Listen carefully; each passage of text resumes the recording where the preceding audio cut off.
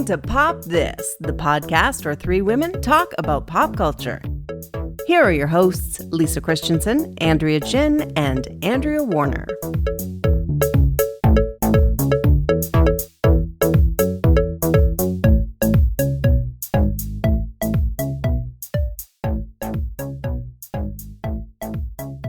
Okay, so I don't know how you feel about the length of a concert. I mean, we all get very excited to see a show, especially when it's like a legacy band and you're really excited. You've liked them for years and years and years.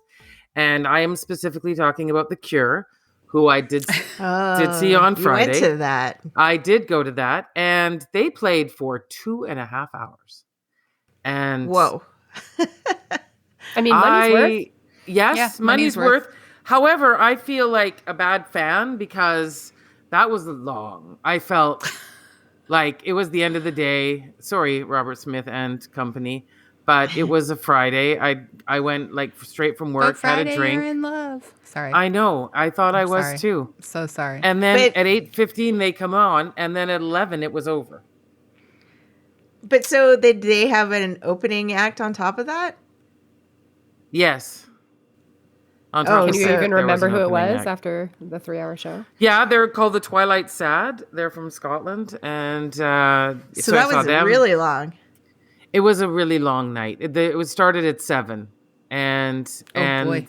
Yeah, and I think I looked up the set list. It was anywhere between 24 and 29 songs, and some of those songs are not like, there are a few songs that are short, but that's a band that really likes like a long time to vocal.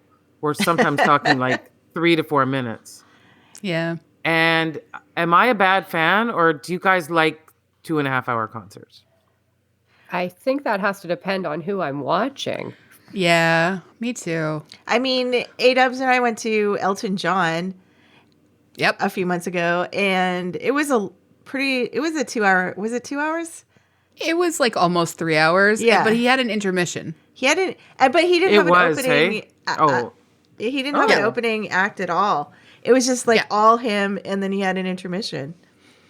And I felt that was a good way of doing it. Impressive. Having a bit of an intermission. Yeah, and I gotta say, like, I enjoy. So I've also seen Paul McCartney. Like, I saw him. I don't know if it was the last time he was in town or whatever, but I feel he also did like a 3-hour show with an intermission with no opener, if I recall correctly. And because I am not the same kind of fan of Paul McCartney as I am of Elton John, that one I remember feeling was a little long. Elton John's perfect length. I saw Shania Twain the other day. That was 2 hours. I could have done another 2 hours. And that Really? Okay, well.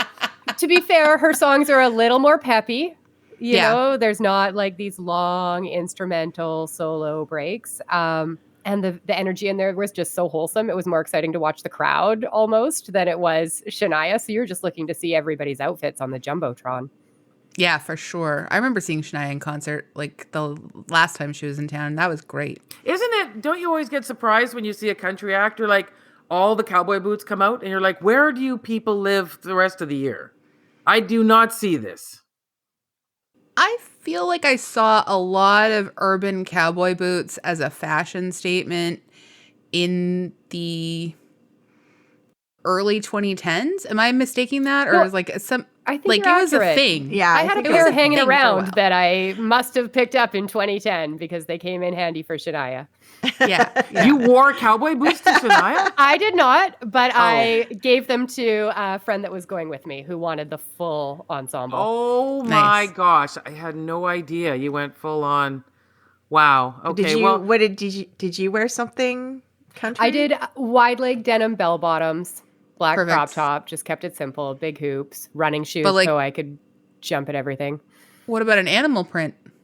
I did not do animal print, but also because I don't think I had the skills to do animal print like some of these women did that came to the show. Like full costume, verbatim to Shania's videos. I feel like if I can't do it right, I'll just go simple. Yeah, I respect that. Mm-hmm. I respect that.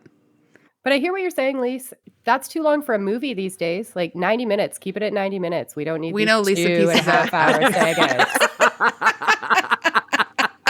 The length of a movie is definitely something I've discussed here many a time. Well, I mean, and I can appreciate it because, like, I think it does usually have to be like extremely good quality to feel like it earns everything above like an hour 40. And I say that as concert, movie, like play, like whatever, like any of those things. But sometimes when something is just like so good, you're like you said earlier, Bridget, like you could do another 2 hours of Shania. Like I remember, I remember the one and only time I got to see Roxette, one of my favorite bands as a child. And then I got to see them, I don't know, 10 years ago or something. And because I'm a completist and know almost every word to almost every song they've ever done. Wow. Oh, yeah. I had this is all new. No Brand new idea. information. Yeah. Wow. Yeah. Wow. I loved Roxette with a wild passion. Was there any specific reason why? There was something about Marie's voice, because I liked her songs best, obviously. Even as an 11-year-old, I didn't care that much about men singing to me. I wanted to hear women singing songs from their perspective. Did you like ABBA as well, or just Roxette? Just Roxette. Okay. I liked ABBA, but it wasn't the same love. Like Roxette, for whatever reason, was really my jam from the ages of like 10 to like 14. Wow. It was a long time. Like I would write out the lyrics to their songs to practice my handwriting. Because yes, I was the kind of indoor child. So sweet. Wow. Yeah. But I think my introduction to Roxette, and this is even kind of weirder, was that I saw Pretty Woman when I was like way too young. Didn't we all? We're all still too young for Little Women or Pretty but Women. Pretty Woman, if you watch it, you have to know she's a sex worker. If you don't know it, it doesn't really. Did you know when you were watching? Because it's kind of hard to tell. Oh, I think I knew. This is gonna sound weird. I had a lot of like early experience with sex workers. Like I knew them, and so that was just something that I knew about in the world. In real life, when I was like, God, maybe as young as like 5 or 6. But like seeing Pretty Woman was like just that extra level. Like I think I can't, it came out in 89. I must have seen it the year it came out. I would have been like 10 years old. And that was like just what started my love affair with Roxette. That like song in the film was. It must have been Love, right? Yeah. And then I went and got like and then I got their album, and then I went and got their like earlier album because they had one before that. And then they did like this double greatest hits album, and like yeah. I didn't even know they had enough hits to fill a double. Wow. Did you copy her iconic haircut? No, I could never pull that off, but like, I mean, and R.I.P. Marie, because we lost her a few years ago. But like, I loved that power haircut. I just thought like she reminded me a little bit of Annie Lennox, of course, because like I was also sort of, that was sort of an Annie haircut to me, like when I was younger. And I just love like powerhouse women vocalists who seemed like both really strong and extremely like willing to be vulnerable. I liked that duality. And so you did see them live? I did. I got to see them live several years before she passed away. So that was and that could have been nice. A 4-hour set for you, right? Yeah, honestly, they were playing for whatever reason with Glass Tiger. Oh, okay. That's a bill. Yeah. That was a double bill. Where was it? Sounds like the P&E. Oh, it was at the arena. It was like at Rogers. Oh wow. Really? Yeah, it was a huge wow. The Glass Tiger, people were losing their crap for Glass Tiger. And I got to say, some fun sing-alongs there too. But I was there for Roxette. Yeah, well, of course. Well, I want to just say, in case any members of The Cure listen to this podcast, that it's not your fault. It was all mine. Exclaim wrote their review saying that Vancouver audience were terrible. And yeah. Really? And, yeah, why? Really? Just because we didn't connect to the darker stuff and the new stuff. We just kind of sat there, and then when they played the Friday I'm in Love and the hits, we all got up and danced. Yeah. I did that. I think for some reason, I kind of forgot how there's a reason they are known as, dark, gothy, moody fellas. And I kind of forgot that stuff. And then you're in it and you're like, wow, I'm feeling really down here now. Like this is this is a real trip to somewhere sad. And how long? Oh, the song's 8 minutes. Oh, okay. Yeah. So all apologies. My fault. Thanks for the 29 songs. I do appreciate the effort. But it was, if you were looking right back at me, I was doing my best. I was doing my best. It was 2.5 hours. Yeah. Yeah. I feel like the concerts that I've seen that I haven't minded the length of time. It's like, they're playing big pop hits, and like Elton John played Rocket Man like twice. Like he brought it back again at the end. And Neil Diamond did that too with Sweet Caroline. So I feel like that's smart. I know. That's such a great idea. Why not just open and close with the big hits? Yeah. I mean, I was a little surprised when I heard that sort of, happen at the Neil Diamond concert, but then I was like, sure, why not? The crowd went crazy the second time too. So I think this is why nobody complains about Bruce Springsteen's 3 epic hours. Because they're all bangers, one right after, and they're all like upbeat, even though the lyrics are always dark and depressing and no one bothers to notice. But the music itself, keeps you standing up there, doing your best shuffle.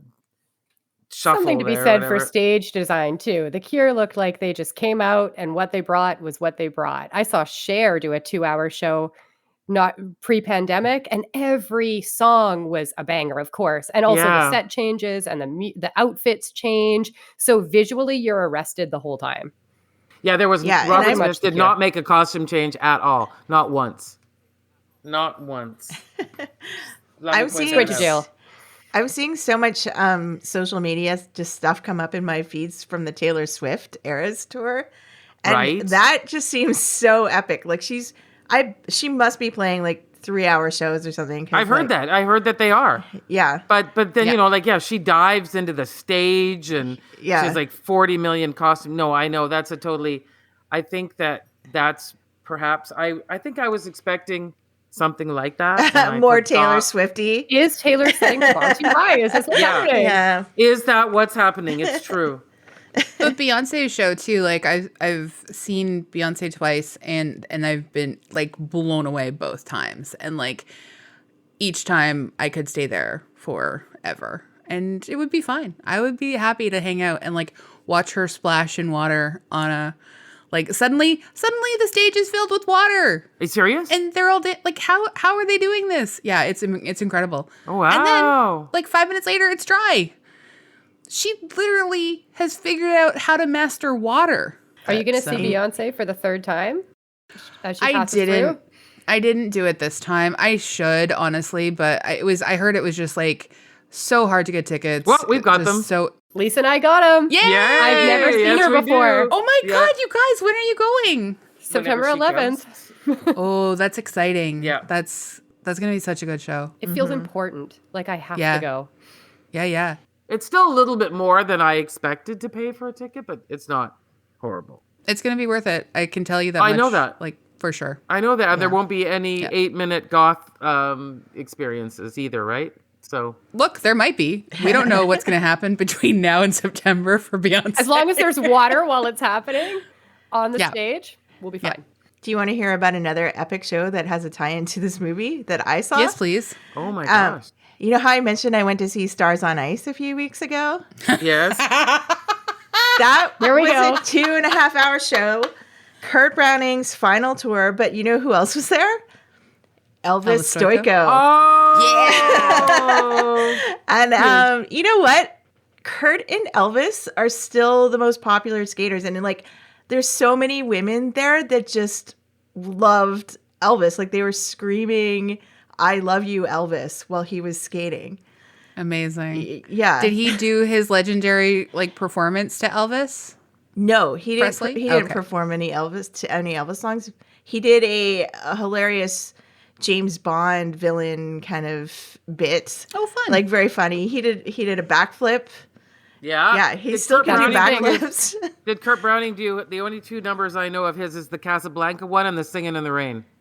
He did like a mashup of all his performances. It was Greatest Oh, hits. wow. Greatest hits. yeah, it was. He did a That's little great. choreography from each. It was very moving. And then like all the skaters kind of gave him a salute and in one of the pieces. Aw. And yeah, it was so Not a nice. dry eye in the house. Yeah, everybody was crying. Everybody was crying. It was really nice. But yeah, Elvis. Who knew that he would come up in this movie that we were watching? I was so shocked. I was So random. shocked too.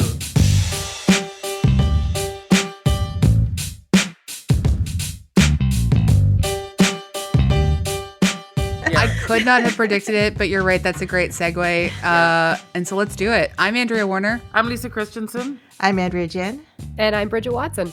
Yay! And you're listening to Welcome. Pop This. We're so excited to have Bridgette back as, honestly, the real high point for us is your guesting during almost every wedding month that we've ever done. Thank you so much. Because we can't rely on the movies, but we can rely on you. Well, COVID put me on hiatus for a bit. Well, yeah. We were all on Back in the hiatus for a swing of bit. it Don't worry. now. It's We're like- back in the wedding swing of it. So much respect for being a 5-time bridesmaid. Is it more now since our last count? Honestly, I'm in this gray area where I'm not quite sure if I am a bridesmaid or not for this upcoming wedding. And the stagette is in a week or so. And the wedding Amazing. is in the first week of July.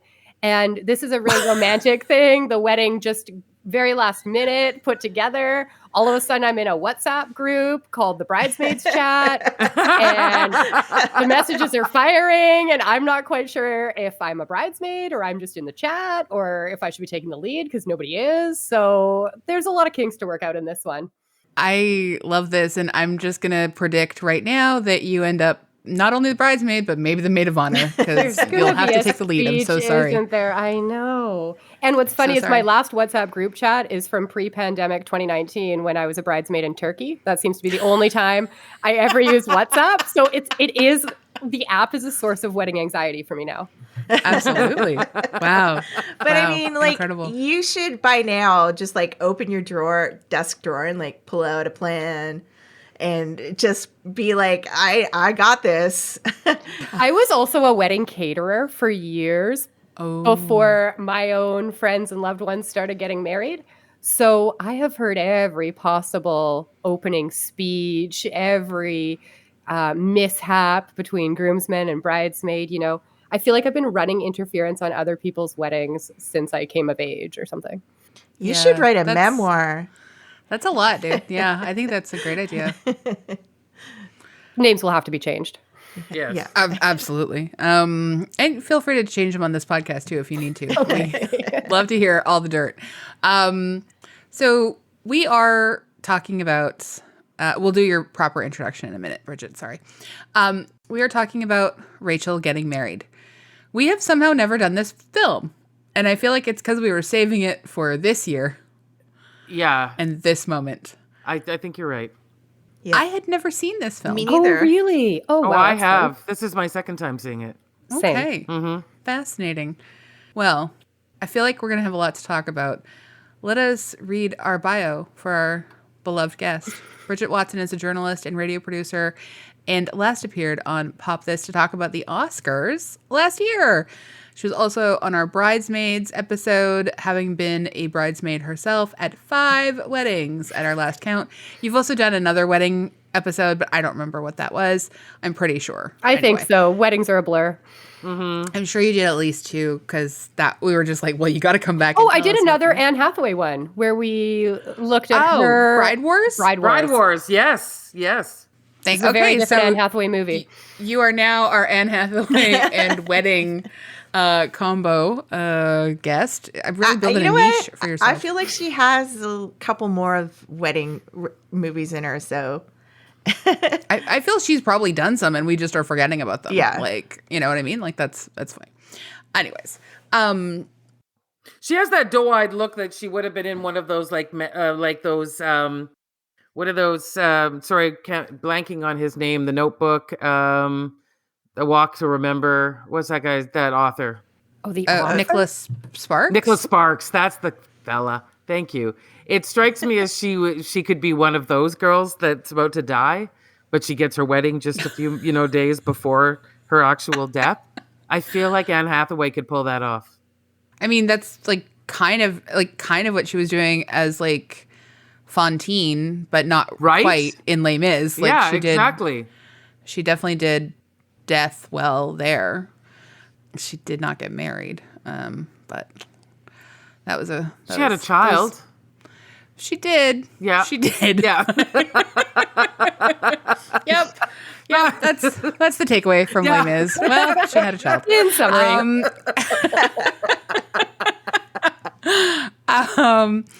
AG, do you want to read? I mean, this background's a little on the shorter side, so do you want to just combine background and synopsis? Sure. Rachel Getting Married is a 2008 American drama film directed by Jonathan Demme and starring Anne Hathaway, Rosemary DeWitt, Bill Irwin, and Deborah Winger. And I forgot to add in our notes, but the screenplay was written by Jenny Lumet. I hope I said that right. Yeah, I'm actually really excited about that, and I want to talk about her in a little bit because she is the daughter of the director Sidney Lumet. Sidney Lumet, but also the granddaughter of Lena Horne. Yeah. Oh, wow. Yeah. What a pedigree, hey? No, Incredible. kidding. Yeah. Anyway, okay, sorry. Go on with your synopsis, please. As an affluent New England family prepares for one daughter's wedding, another named Kim, just out of her latest stint in rehab, whirls into town, causing upheaval. The sister, Rachel, is more than a bit resentful of Kim's antics taking center stage, and as time ticks by, long-simmering family tensions come boiling to the surface. That is an understatement, and I love it because it really plays it low-key as to the kind of soap opera levels of drama that are happening. Yeah, this movie is very chaotic. And it feels like we're in the chaos.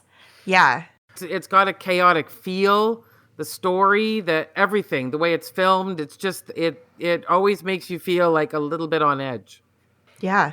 There's a combination of claustrophobia and coziness to it. Totally. Well said. Yeah.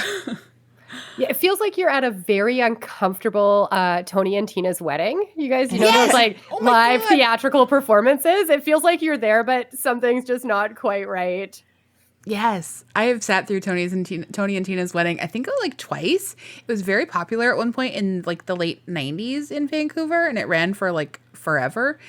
And somehow I ended up at it twice. And what a extremely awkward night. And terrible pasta usually. You know what I mean? Oh, like it's just That's a bummer. just like, cultural stereotypes abound. Also, a little bit in this film. A little bit. I could not believe. Sorry. No, I just have to complain. No, you say it. I Yeah. have to complain. Sorry.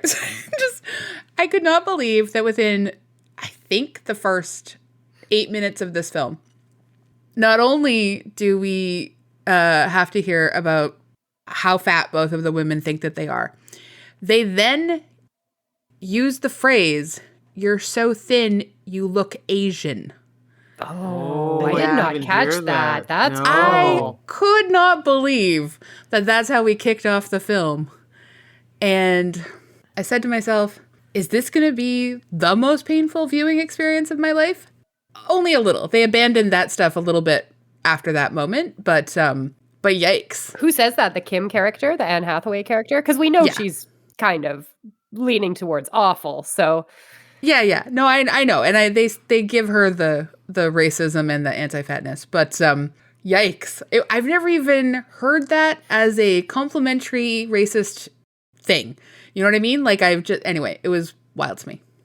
Yeah, absolutely. Gross. Wow. I don't know if what I was about to say doesn't come close to that revelation. So I'll I was just going to say there is The film also had this touch of surrealness to it, where there was always something sort of chaotic, like my best friend's wedding going on at the corner of the frame. There was always a band playing, or somebody weird coming out of a bedroom of this sprawling Connecticut mansion. There was just always something strange happening all the time. Yeah, like if you were watching just the background, like if you turned off the like if you had a ability to like turn off the main volume and just listen to background sound and watch the background, there are maybe 3 other movies happening. Yeah, no, exactly. 100%. Well, I mean, one of the things that they use in the movie is that like the music that we hear as the audience is only like is the music that the characters are hearing. Yeah. Like, we're not hearing any extra music. Right. And- There's no score on top of it. Yeah. Right? Which Well, gives that's it that home dogma school feel. too, right? That dogma Yeah. school, that 95, that Danish thing where you don't no artificial light, no artificial sound. It had that feel to it. But if we're talking about music, like I love that Neil Young song that the groom sings to the bride in the wedding scene. That song is really important to me from my childhood. It's one of the first songs I started writing lyrics after hearing. That song makes no sense in that context to me. Like it's beautiful, it's sung well, but in what world is that bride a single tired waitress in a small town at a diner? It just did not track. But there's so much of sort of the like backstory that we don't understand in this movie. Like why is it like seeming like Indian themed wedding? Like they're wearing like saris, there's like an elephant cake. Yeah. And then all of a sudden it's like a carnival as well. Like I was trying to create justifications for a bunch of things in my brain while I was watching it. And then I researched it after to just see if anything held up. And like, so Bridgette, first I want to say, completely agree with you. They could have chosen so many other songs by Neil Young. I don't know why they chose that. I have to assume maybe, again, the unspoken backstory is that he was singing this song when they met and, something to that effect. Anyway, again, though, trying to like, we have to fill in a lot of the blanks for things that are happening. But like when India was quite clearly a theme, quote unquote, for the wedding, I was trying to think like, oh, okay, well, maybe one of Sid's dad is like Afro-Indian, and like this is just like they seem to be honoring different cultural aspects of their backgrounds with like so much different music and so many different mostly music, but like, and so many different types of music being played and like going between sort of like, Jewish folklore to carnival to, reggaeton and folk, other kinds of folk music and jazz. And so I was trying to like put it all together.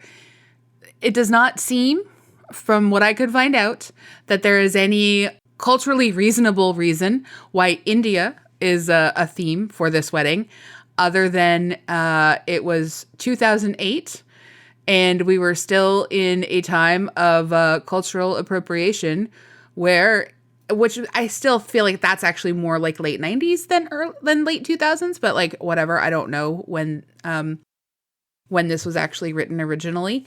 But like when they brought out when like everyone's in saris, when they brought out the elephant cake, I was just like, what? And especially after we just last week watched Bride and Prejudice, I was like, no, what's happening here, you guys? Like that's ridiculous. But do you think that was a thing? Like, have any of us sort of like ever been to a themed wedding of someone's like, it's just kind of someone else's another culture? I've never seen that before. Yeah. No. This felt showy offy to me. Like, look at us. We are so well traveled and we are so well cultured. But Lisa and I watched it together and we were having the same conversation that you were having in your head Andrea. Yeah. But maybe someone here is married to someone from the diaspora from Kenya, where there's like we were just trying to put it all together. We were trying. Couldn't get there. Couldn't connect the dots. It doesn't hold up after either, I got to tell you. It's also, I mean, I know that we've moved ahead quite a bit in sort of like our understanding of, addiction disorders and things of that nature. The one thing I thought that the movie did get like sort of well done is that they insisted on, referring to addiction as a disease, but they didn't like some of the grief stuff, some of the mental health stuff, some of the like sort of like abusive, lack of boundaries, narcissism stuff. Like I can see this movie being extremely stressful to watch in a family setting, and that you all would perhaps need to leave the room as soon as it's over so as not to be forced to identify with who you like connected with most in the film. You know what I mean? Like I could never watch this with a larger extension of my family and just go back to our normal lives after. Yeah. Oh, really? Yeah, there's no way. That's such an interesting insight because, like I was watching it thinking like, this is quite a nightmare of a wedding that you would like kind of stumble into going to because it's some friend of a friend and you just be in the middle of all of this chaos. And I'm sure if I had been like younger and been to a wedding like that and seen some like people yelling at each other like that, I would just be like, this is what this family does, I guess. I don't know what's going on here. Like this whole thing is just like unexplainable to me. Like, why are there so many people here in this house?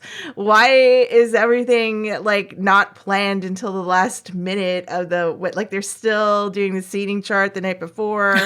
Like it doesn't, I would just be totally. And who has so many little figurines? Like all of them looking like they came from India too. I was very well. To me, the wedding was almost anticlimactic after that tragic rehearsal dinner.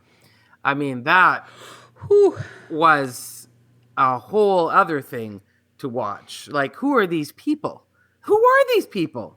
Like, we don't know even at all. It didn't make any sense in some ways. Even trying to piece together.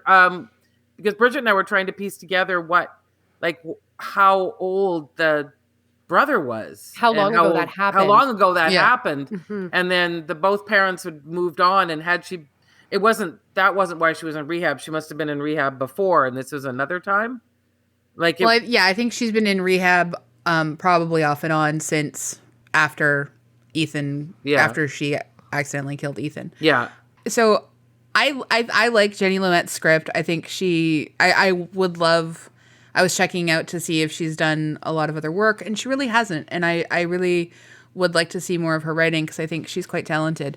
But I think one of the things about a movie like this where they're withholding so much from us is and I think that this is the case at the time as well.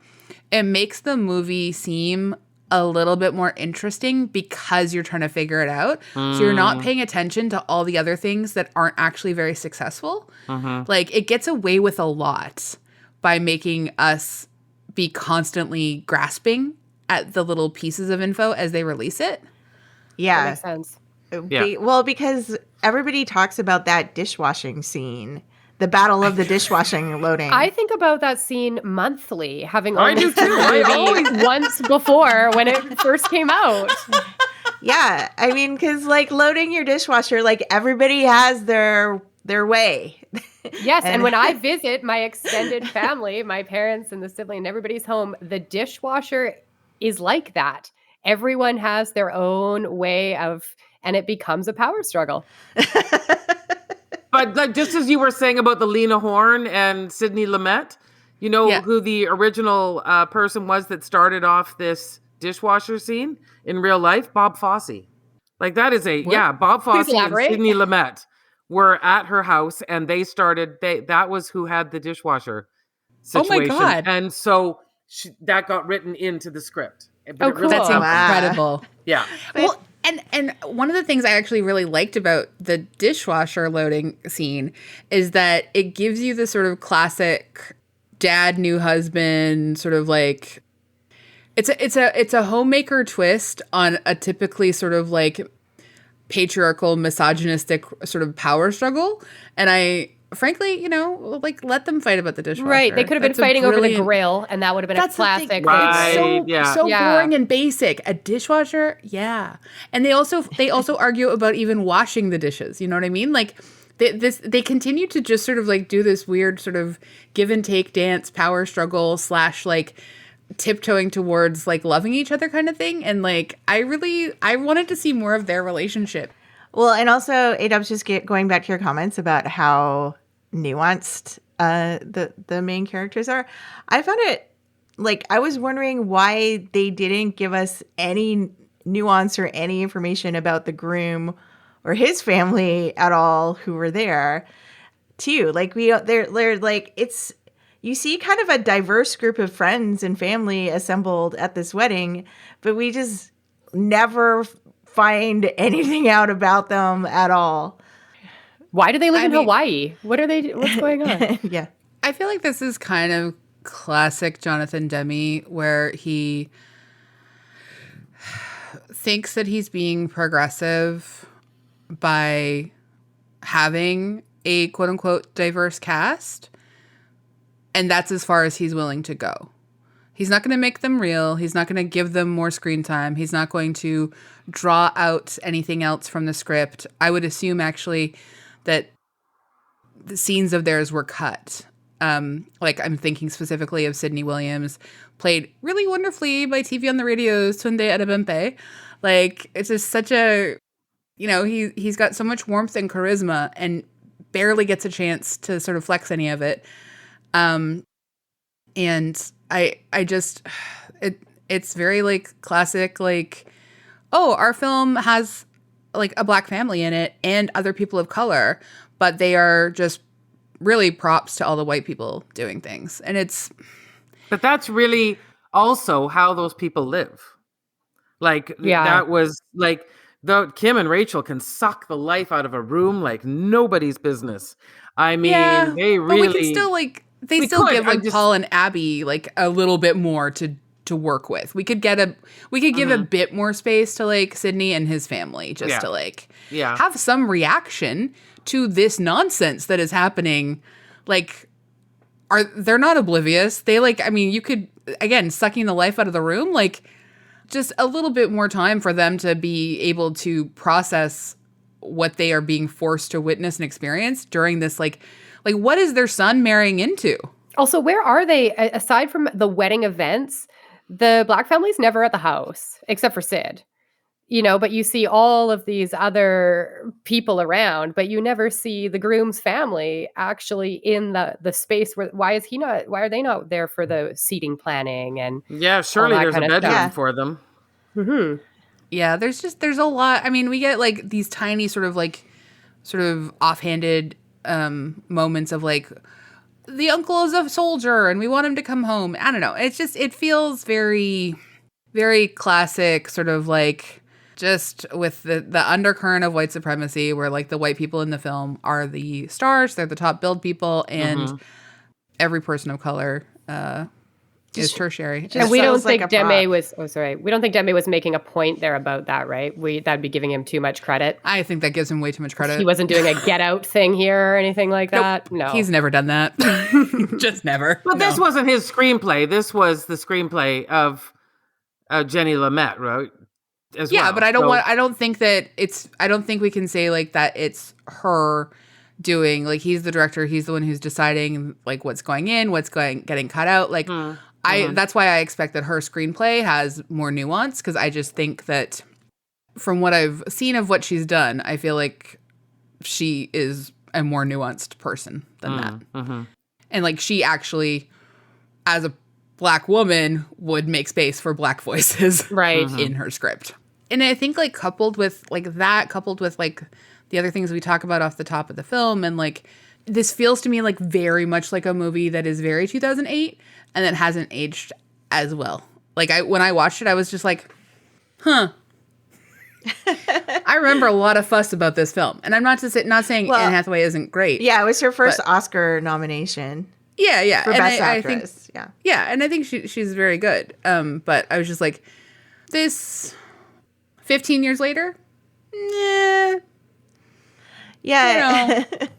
Yeah, and I mean, for me, like, I guess it's the dogma style that Lisa mentioned earlier, but I just found like the handheld camera stuff, and I found the dialogue a little hard to hear at some points, and I had to like rewind it and like read the captions of what they were saying. you gotta live that caption life all Yeah. the time, AG. We have captions on all the time. Because with this, you never knew if one line was going to be critically important Yeah. or Yeah. mean nothing at all, right? Yeah. Yeah. And then just like the way the sort of music, the soundtrack was done, I just found the whole thing very like unsettling and just like distinctly like, because a lot of things I read, people wrote about like, oh, like this is an amazing wedding on screen, like so vibrant, so like great, like it would be the kind of wedding you'd love to go to. And I was just like, Well, that's yeah, true. I don't think so. I as just like a guest that rambled in, for sure. Yeah, The agreed. dinner looked amazing. Entertainment just kept coming. Venue Yeah, it hopping just- in the yard. Like the wedding itself on the day of that would be a fun, like especially the party after and all the different music and like that I can get behind. I would have like died in my seat at the pre-wedding dinner. The rehearsal dinner. Yeah, no Yeah, the kidding. rehearsal Yeah, dinner. no, That goes I back mean- to your long concert hatred, because that's what it felt like. Yeah. Add another one. I know. 20. Yeah. But how many no, people no. gave toast? Like, The toasts are terrible. I liked all the music. I just like it was Kim's sort of like Kim is a tough character, and a lot of credit to Anne Hathaway and honestly the script for like just adding layers and layers of like another fresh narcissism. Yeah, Like, but do we? I mean, honestly, are we meant to give her any grace? Here she is, again, not being able to find enough attention for herself.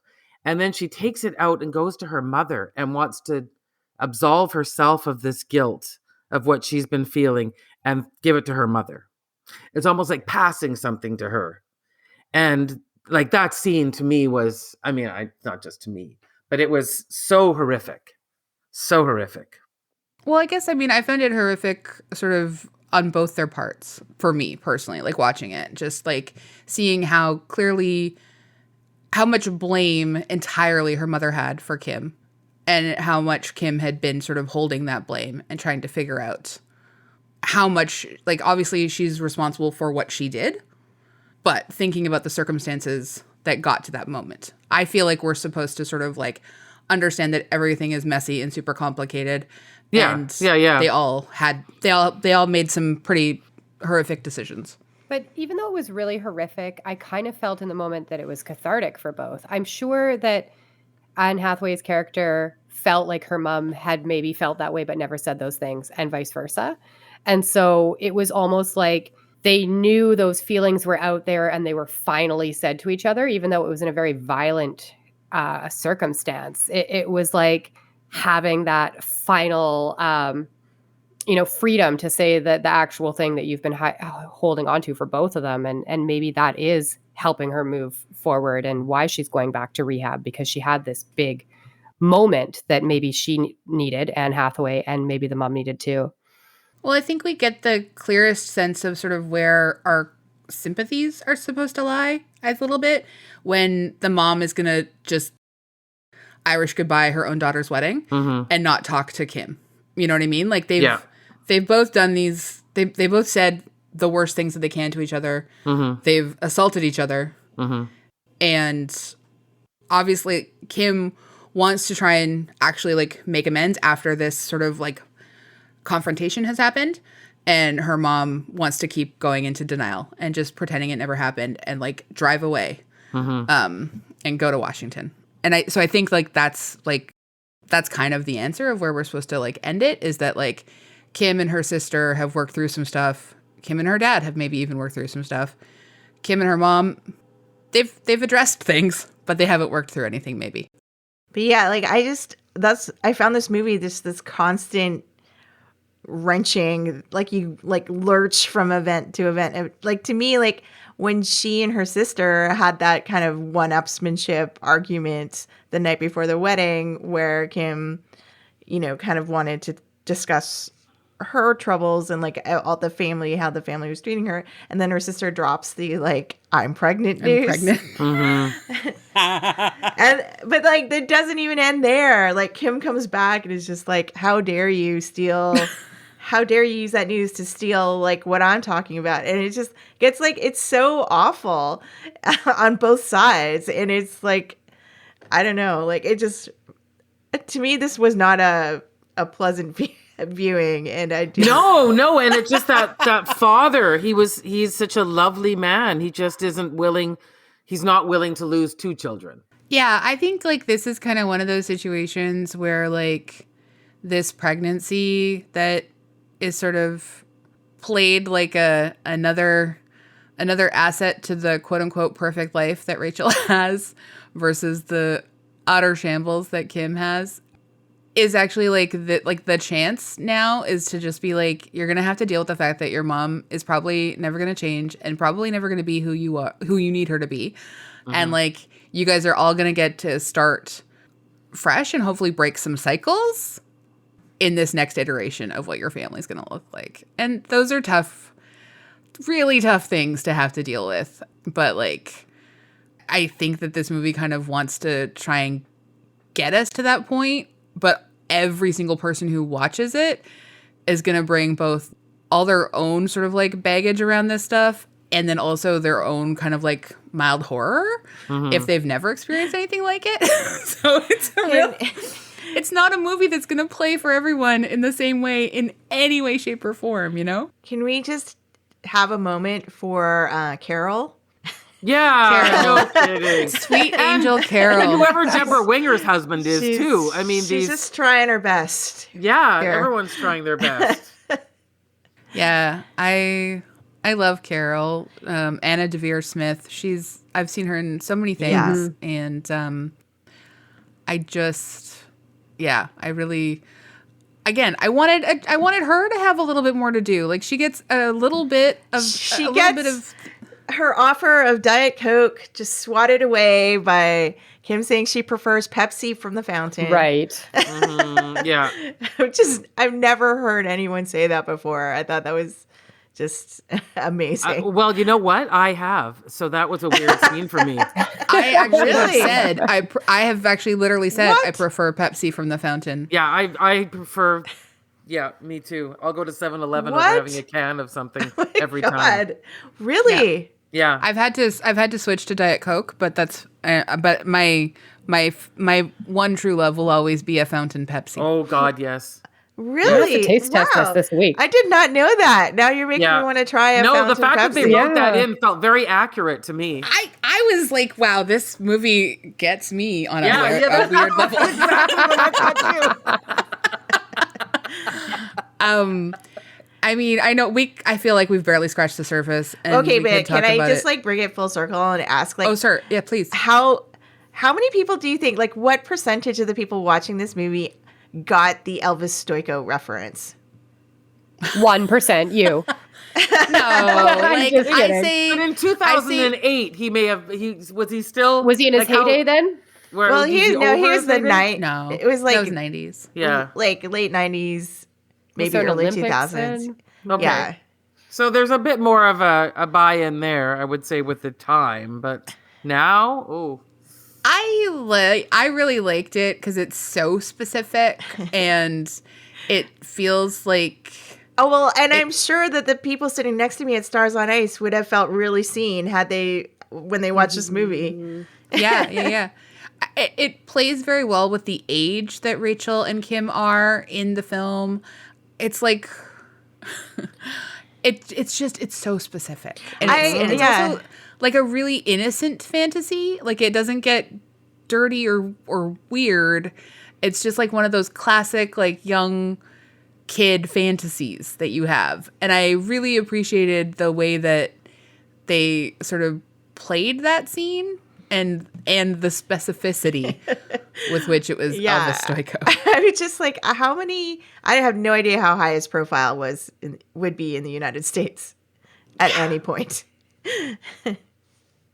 I don't know either, but it made more sense to me that they went with him instead of someone, because I don't feel like there was an American equivalent. Because I was thinking Right. like 10 years earlier, it was like Kurt Browning and Scott Hamilton, but I can't think of an American equivalent.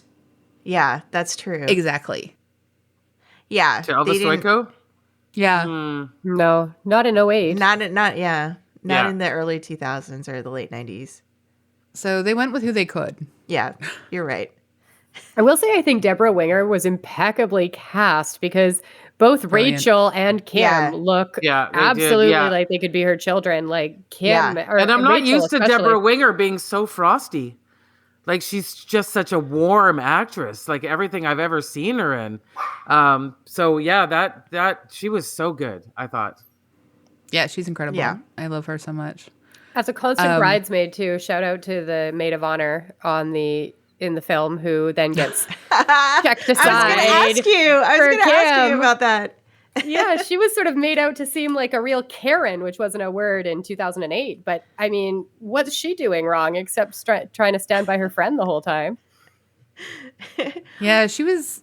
I thought I found that another backstory that I was trying to imagine, because she's I couldn't tell whether she was like just like Rachel's best friend, like childhood best friend, who has known Kim and like had to clean up Kim's messes before, and help Rachel through them, or if she was like a cousin, like who was like sort of filling, like, you know, kind of filling that sister role, and that's why like there was like so much overt meanness between the two of them. Because I gotta say, I don't think I would even if my sister was like Kim, or if I was like if I was Rachel and my best friend was like just that comfortable being so mean to my sister, even though like, yes, Kim was being terrible, like I think you yell at Kim, that's fine, but you also like, you know, you have words with your best friend being like, hey, look, you gotta neutralize, Dial it here, back. you know. Yeah. Bridget, I was- was thinking of you in that moment and thinking like, would Bridget feel really upset if something like this happened to her? Depends on which of the weddings. I mean, there might be relief. There might be regret. I can't call it. But it felt authentic, I guess.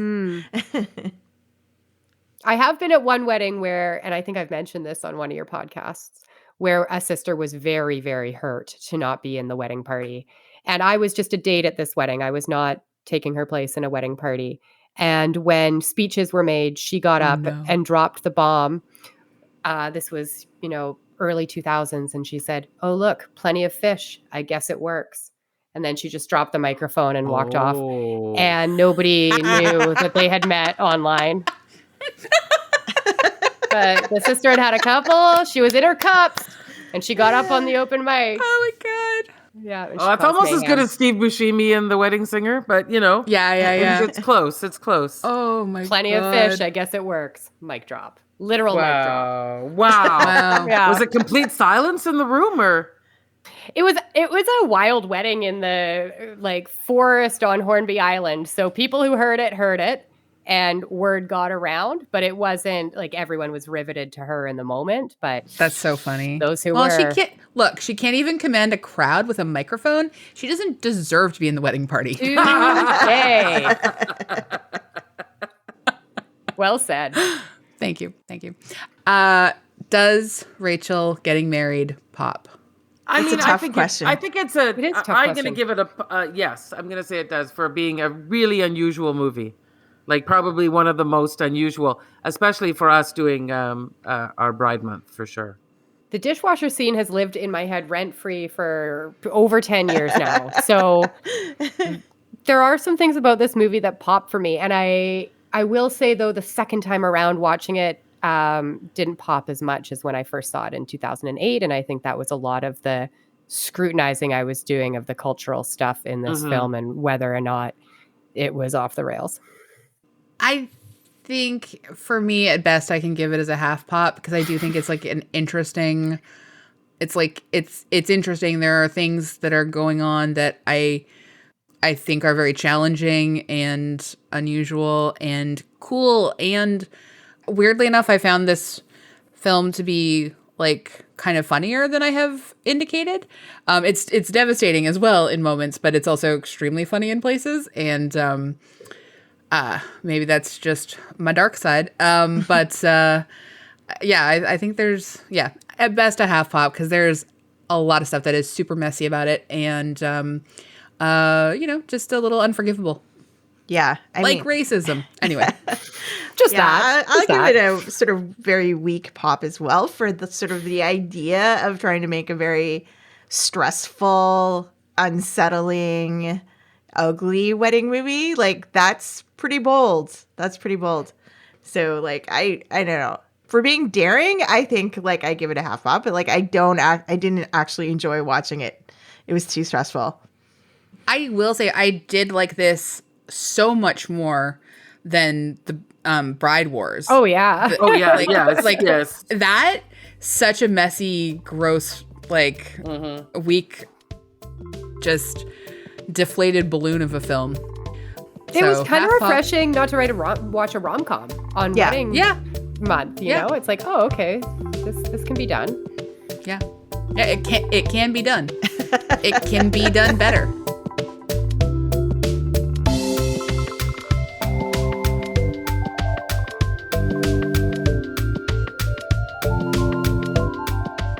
We love to leave our episodes on something we recommend.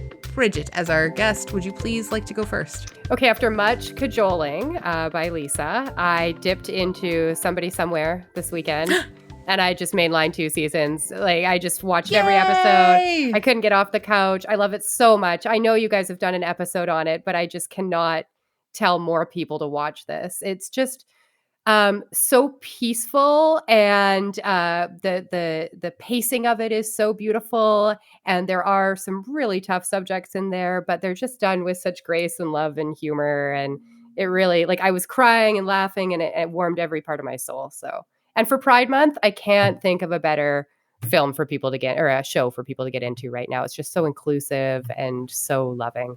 Yeah, it's one of my favorite shows. And I've seen season 1 like 3 times. And I'm trying to stretch out season 2 so it lasts as long as possible. But I'm going to watch it 3 times as well. And we're getting a 3. We're getting Yeah. a season 3 just announced. Season Yeah. 3 renewed. Yay! Yeah, I'm gonna go back and watch season 1 again, just so I can. I mean, I've already watched all of Schitt's Creek like 3 times, so I'm gonna go back and watch this one again. And I love Bridget Everett. I've followed her comedy on Yeah. Instagram for so long. And so to see her at the helm of a show is just, it gives me great joy. Lisa, what about you? What are you recommending? I started watching. I like a good redo show. I like befores and afters. And on CBC Gem, there's Colin and Justin's Hotel Hell. So we know Colin and Justin as the incredible Scottish dynamic duo that fix all kinds of design issues. Well, they have this fantasy to own a hotel in Nova Scotia, and they buy it and they have to redo it. And it's just, I love watching the dynamic between these 2 people that love and care about each other so much. And it was more one person's dream than the other, and they have to overcome that. And yet at the same time, we get a home reno show. So, it's super fun. And I had no idea they'd been living in Toronto for the past 15 years. I've never heard of these people, and so now I'm very interested. Oh, Tell me You the ever really? heard names of Colin again? and Justin? Colin Nope. and Justin. Is that me, the only one who's heard of Colin and Justin This before? is also brand new information for me. Now I've heard of them. Oh, okay, good. Phew. Thank you. Come on. I'm sorry, Colin and Justin. I don't have HGTV, and I Oh, there's your never watch problem. home reno shows. Yeah, there's your problem right there. Mhm. Well, that sounds real fun. AG, what about you? I'm going to recommend some music by a duo called Trippy, Toronto hip hop duo featuring a producer named Trust and a singer-songwriter, Phoenix Pagliacci. And the song is called Doing It For Me. And yeah, it's just a great kind of 80s, 90s R&B influenced song. And they've got a great video to go with it. And it's just great music, and highly recommend it. I And took notes. Phoenix is great. She is formerly of the sorority, the hip hop group that they've all gone on to their own things now. And she also does a lot of guest vocals on like with Shad and lots of other great folks. Yeah. Thank you for that one. I wrote Yay. that down. I am going to recommend a 30-second teaser of What the is happening? Here we go. 30-second teaser of, by the time this episode comes out, the song will be out. But I am in love with it after only 30 seconds, and I know it's going to be good because it is the new Fauzia, and it's called Don't Call Me, and it has a bit of a Barbie-core aesthetic to it. I have no idea if she's on the new Barbie soundtrack or not. I didn't look that up, actually. But the 30 seconds are so good, and I love Fauzia so much, and I just am so excited that we have new music by her. That sounds like a great ringtone. Don't call me. Honestly, it's absolutely going to play very well, I'm sure, on TikTok and lots of other places for sure. Excellent. Sweet. No, it's 36 seconds, so I'm just saying. Yeah, I know, but that's like with the credits too. Oh, and the okay. All right. Lisa So, needs the exact actual- times, guys. I'm giving like that's I'm not, actually I've I'm not respected giving it. it. If it's going to be over 30 seconds, that's too much for me. It's For No, trailers. I'm giving you the 30 seconds of actual music that happened. That's okay. that's All the right, 30 good. seconds. Okay, good. Then I can Yeah. listen. I've got time for that. Well, thank you again, Bridgette, for joining us. It's been a delight Yeah, as thank you. always. My pleasure. Always. Thank you, everyone, for listening. You can hang out with us on Instagram, Facebook, Twitter. You could email us at popthiscollective@gmail.com. You could also rate and review us 5 stars. 5 stars. And thank you to Andrea Gin, our co-host and our producer and our figure skating expert. What would we do without you? I mean, who else? We didn't even ask her about her own Elvis Stoico fantasies. Oh, yeah. Well, Well, that's for like I another said, podcast. he's not one of my faves. He's not one of my Okay, faves. fine. All right, thanks, everyone. Bye. Thank you. Bye. Bye.